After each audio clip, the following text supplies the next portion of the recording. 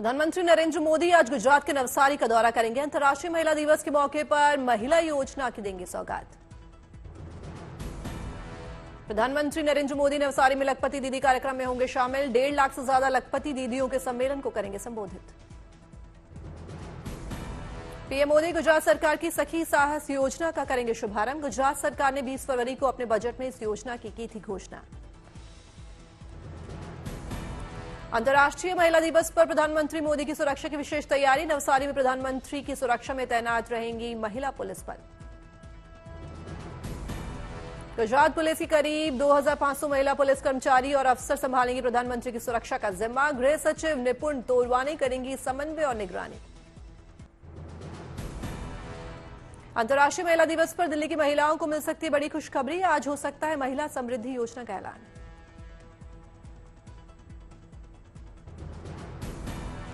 दिल्ली की सीएम रेखा गुप्ता आज सुबह 11 बजे करेंगी कैबिनेट की बैठक। आज जारी हो सकती है महिला सम्मान निधि की सौगात। दिल्ली में महिलाओं को हर महीने 2500 रुपए देने की योजना। बीपीएल कार्ड होल्डर महिलाओं को आर्थिक मदद देने की है तैयारी। आज दिल्ली कैबिनेट की बैठक में होली पर मुफ्त सिलेंडर योजना को भी मिल सकती है मंजूरी। आर्थिक रूप से कमजोर वर्ग की महिलाओं को होगा फायदा। आज दिल्ली के जवाहरलाल नेहरू स्टेडियम में है बीजेपी का कार्यक्रम। बीजेपी के अध्यक्ष समेत बड़े नेता होंगे शामिल। देश भर में आज मनाया जा रहा है अंतर्राष्ट्रीय महिला दिवस। दिल्ली में fit India pink cyclone season 2 का किया गया आयोजन। अजमेर में अंतर्राष्ट्रीय विमेंस डे पर फुटबॉल मैच का हुआ आयोजन। बाल विवाह के खिलाफ लोगों को किया गया जागरूक। लखनऊ में देश की पहली महिला संत दिव्यागिरी महिला दिव्य दिवस पर की विशेष आरती। लोगों को किया सशक्तिकरण का संदेश। केरल के तिरुवनंतपुरम में महिला दिवस पर निकाली गई बाइक रैली। तटीय सुरक्षा टीम की ओर से हुआ आयोजन। हैदराबाद में तेलंगाना पुलिस ने रन फॉर एक्शन कार्यक्रम का किया आयोजन। महिलाओं की सुरक्षा का दिला भरोसा। अंतर्राष्ट्रीय महिला दिवस की पूर्व संध्या पर मुंबई में रौनक। गुलाबी रंग में नहाया Chhatrapati Shivaji terminus. Supreme court में महिला दिवस को लेकर आयोजित हुआ कार्यक्रम। सीजेआई संजीव खन्ना ने जजों के साथ महिला बार रूम में महिला वकीलों से की मुलाकात।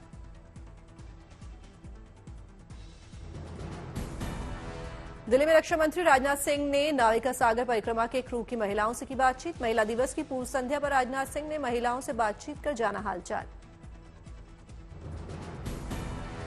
तमिलनाडु सरकार ने महिलाओं के लिए चलाए 100 पिंक ऑटोज। महिलाओं के लिए चले खास ऑटो में महिला ही होंगी ड्राइवर। सभी ऑटो में ट्रैकिंग के लिए लगे हैं जीपीएस सिस्टम। ऑटो बुकिंग के लिए बनाया गया है ये ऐप। राज्य सरकार राज्य में चलवाएगी कुल 250 पिंक ऑटो। मथुरा के बरसाना में लाडली जी महाराज मंदिर में लड्डू मार होली का हुआ शुभारंभ। बड़ी संख्या में मंदिर में उमड़ी श्रद्धालुओं की भीड़।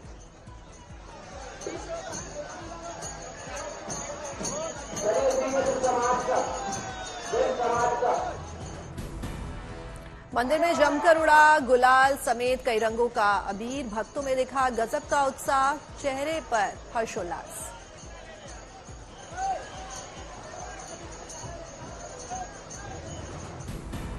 लाडली जी मंदिर प्रबंधन ने लोगों पर जमकर फेंके लड्डू। लोग ऊपर से फेंके जा रहे लड्डुओं को पकड़ते आए नजर।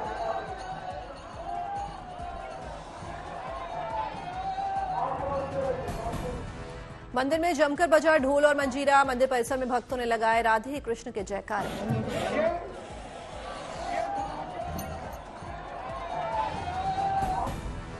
आज बरसाना में खेली जाएगी लठमार होली। आयोजन में शामिल होने के लिए देश विदेश से भारी तादाद में आते हैं श्रद्धालु।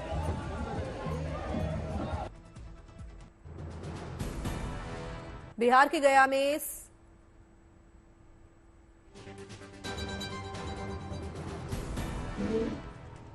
गया में सेना के जाबाजों ने दिखाया हैरत अंगेज करतब। ऑफिसर्स ट्रेनिंग एकेडमी में 24वीं पासिंग आउट परेड से पहले हुआ शुभारंभ। समारोह में माइक्रोलाइट एयरक्राफ्ट ने किया रोमांचक प्रदर्शन। आसमान से जमीन को छूकर फिर भरी उड़ान। सेना के स्काई डाइवर्स ने भी आसमान में दिखाए करतब। 6,500 फीट की ऊंचाई से पैराशूट के सहारे स्टेडियम में की लैंडिंग।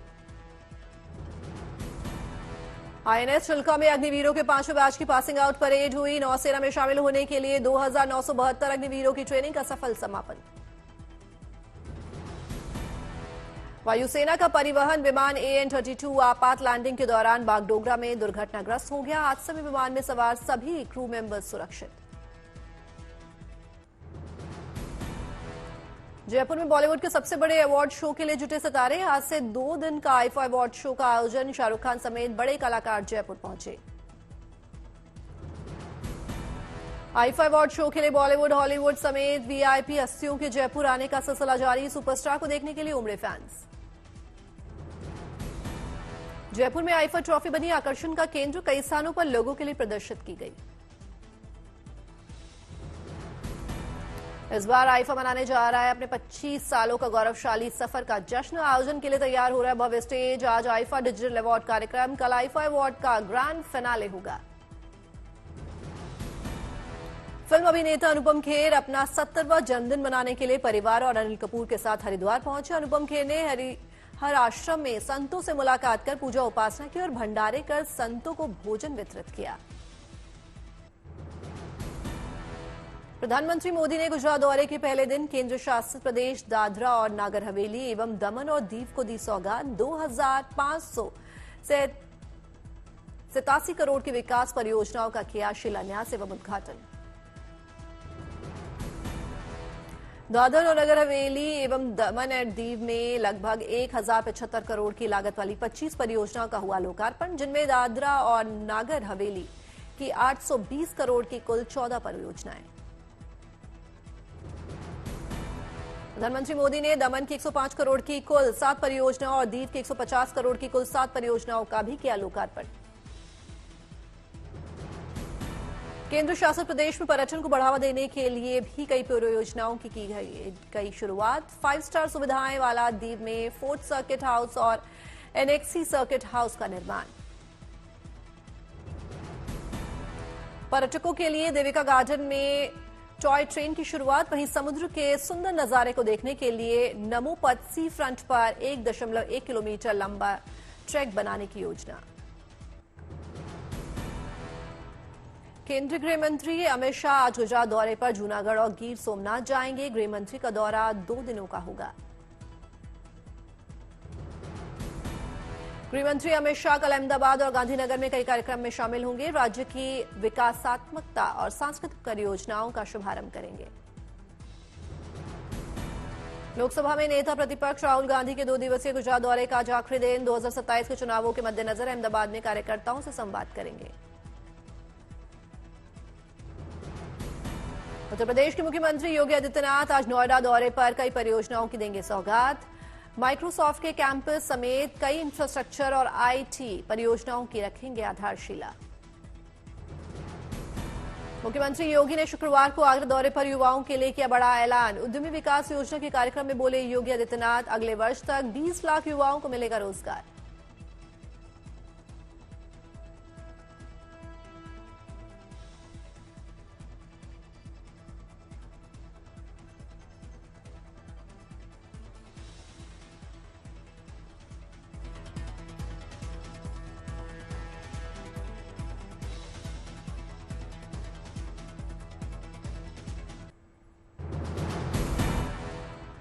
बीजेपी सांसदों ने तुगलक लेन का नाम बदला। नेम प्लेट लगाकर तुगलक लेन की जगह विवेकानंद मार्ग किया।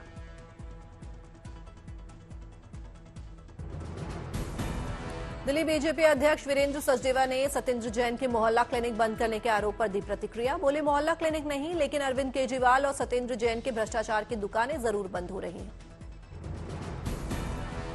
रेल मंत्री अश्विनी वैष्णव ने देश भर के 60 स्टेशन के बाहर स्थायी प्रतीक्षालय बनाने का किया ऐलान। उच्च स्तरीय बैठक के बाद लिया गया फैसला।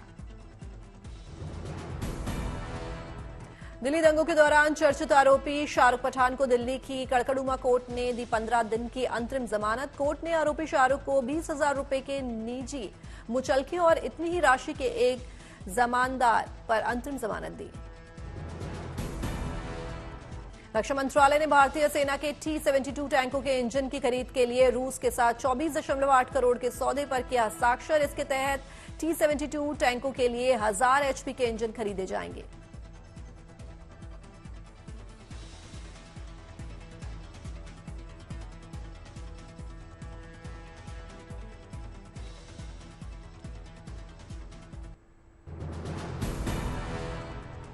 आर्टिकल 370 हटने के बाद पहली बार जम्मू कश्मीर में पेश हुआ बजट। सीएम उमर अब्दुल्ला ने बजट पेश करते हुए कहा, यह आर्थिक विकास का रोड मैप।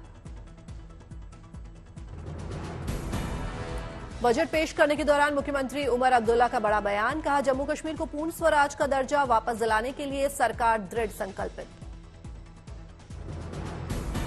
जम्मू कश्मीर के बजट को लेकर विपक्ष का उमर अब्दुल्ला पर हमला। बजट को जन विरोधी बताते हुए कहा, नेशनल कॉन्फ्रेंस की सरकार ने जम्मू कश्मीर के लोगों के साथ धोखा किया। जम्मू कश्मीर के शोपियां में तेंदुए का रेस्क्यू किया गया। रिहायशी इलाकों के घंटों पेड़ों पर फंसे तेंदुए को वन्यजीव अधिकारियों ने बचाया। नोएडा इंटरनेशनल एयरपोर्ट पर कमर्शियल उड़ानों की शुरुआत की डेडलाइन एक बार फिर हुई मिस। अक्टूबर 2024 के बाद इस साल अप्रैल से ऑपरेशन शुरू होने की संभावना खत्म।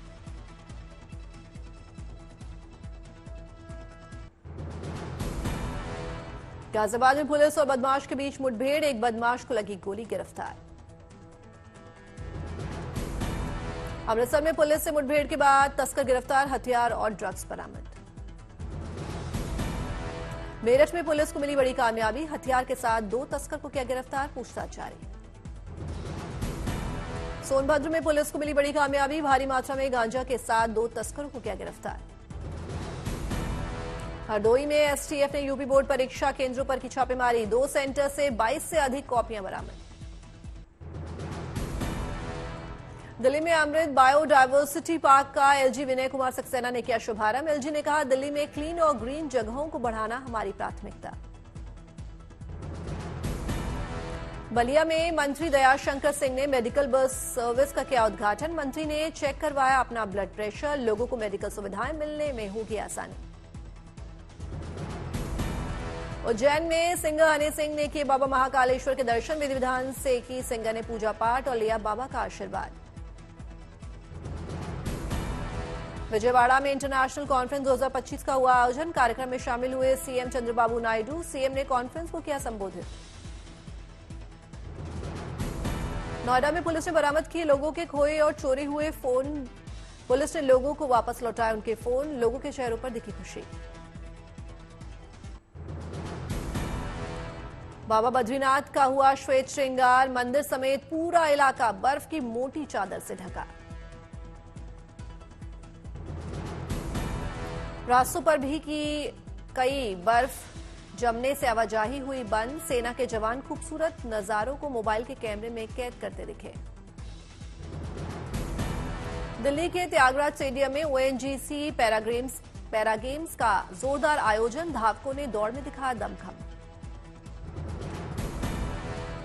गर्मी की आहट के साथ ही पेप्सी ने शुरू की एड वॉर। पेप्सी ने शुरू की नई any time is Pepsi time campaign की शुरुआत। दूसरी कोला कंपनीज के एड को बनाया निशाना। पेप्सी के नए विज्ञापन में दिखा 90 के दशक का वही पुराना क्रिएटिव अंदाज। कंपनी ने नए एड की सोशल मीडिया पर हो रही है जबरदस्त चर्चा।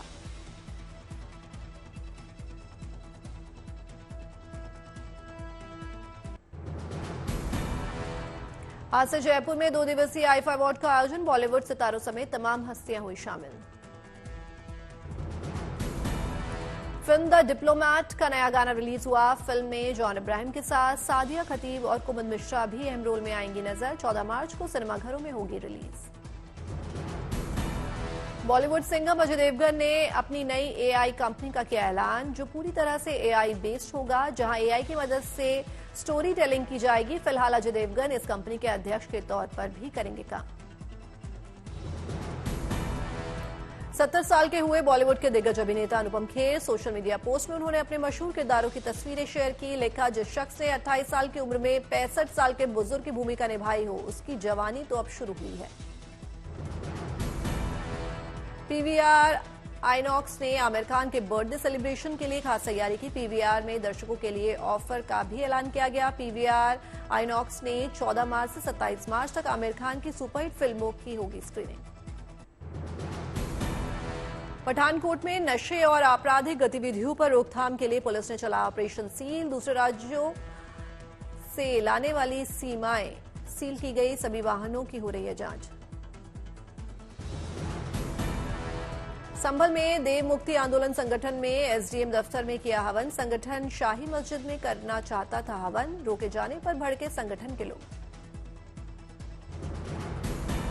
संभल में शाही मस्जिद के सामने एक और पुलिस चौकी का निर्माण। हाईटेक सुविधाओं से लैस होगी नई चौकी। गया के कंबल बाबा के स्वास्थ्य शिविर में लोगों ने पैसे लेने का लगाया आरोप। कंबल बाबा ने आरोपों को नकारा, कहा हम किसी से नहीं लेते पैसे। धमतरी में पुलिस ने 3 बदमाशों का निकाला जुलूस। अपराधियों ने कहा हमने जुर्म से कर लिया है तौबा। पूर्वोत्तर में भारतीय सेना ने कसी कमर। पूर्वी कमान ने किया anti tank guided missile field firing अभ्यास। चीनी टैंकों का मुकाबला करने की तैयारी। सुप्रीम कोर्ट से अब्बास अंसारी को गैंगस्टर एक्ट मामले में मिली अंतरिम जमानत। इस मामले में 2024 से कस्टडी में था अब्बास अंसारी। अलवर समेत 3 शहरों में आजटी बिल्डर और शबीर खान के 22 ठिकानों पर इनकम टैक्स ने छापेमारी की। करोड़ों के टैक्स चोरी की विभाग को मिली थी जानकारी। रांची में आदिवासी समाज से मानव श्रृंखला बनाकर सीएम सोरेन के खिलाफ किया विरोध प्रदर्शन। सिरम टोली मुख्य सन्नास्थल के सामने रैंप बनने से भड़का आदिवासी समाज। दिल्ली के कालीबाड़ी मार्ग पर पुलिस ने बांग्लादेशियों के खिलाफ चला अभियान। पुलिस ने की बांग्लादेशियों के दस्तावेजों की जांच। कौशाम्बी में आतंकी लजार मसीह को कोर्ट ने 14 दिनों की न्यायिक हिरासत में भेजा। कड़ी सुरक्षा के बीच जेल भेजा गया आतंकी। पुरी में बीजेपी सांसद संबित पात्रा ने जन औषधि केंद्र का किया निरीक्षण। दुकान संचालकों से दवाइयों के बारे में ली जानकारी। बहराइच में डॉग्स के हमले को लेकर प्रशासन अलर्ट। लाउडस्पीकर से अनाउंसमेंट कर डॉग से सावधान रहने की दी जा रही हिदायत। बिहार के गर्दानीबाग में पूर्व डिप्टी सीएम तेजस्वी यादव ने आंदोलन कर रहे बीपीएससी अभ्यर्थियों से की मुलाकात। तेजस्वी ने सुनी अभ्यर्थियों की मांगे, दिया मदद का आश्वासन। केंद्रीय मंत्री प्रेमचंद अग्रवाल की टिप्पणी से भड़का पहाड़ी समाज। चमोली में निकाली गई पहाड़ी स्वाभिमान यात्रा। बड़ी संख्या में रैली में शामिल हुए लोग।